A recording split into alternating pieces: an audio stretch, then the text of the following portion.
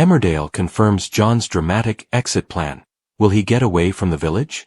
Emmerdale aired a new John Sugden scheme to escape the Dales for good. But will it all go to plan?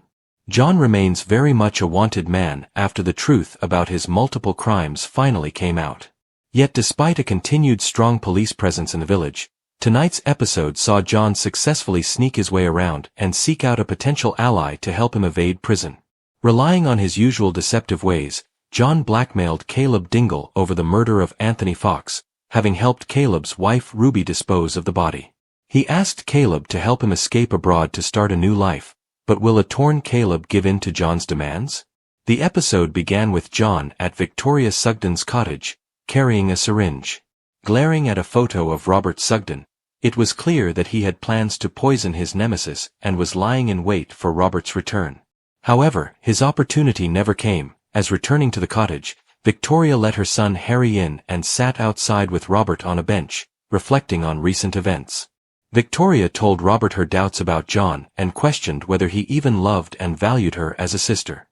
John eavesdropped on the conversation and was heartbroken by Victoria's admission, sneaking out of the cottage and abandoning his plan.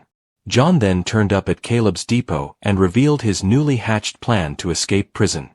He reminded Caleb that he knew where Anthony's body was and that he could lead the police there to discover it. Caleb pushed back at John's threat, telling him that he believed he'd be able to pin Anthony's murder on him and that it would be believable given his track record. However, John reminded Caleb that Ruby's DNA was all over Anthony's body. "Do you want your wife to go to prison?" John said. "Next truck going to Europe, you get me inside. Meet me here alone at 2 p.m. Later, Caleb turned up at the agreed time, with John joining him in the car for a chat.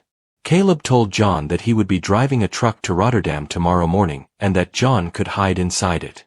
"See you tomorrow," John replied, leaving Caleb alone in the car. Will this really be the end of John, without him facing justice?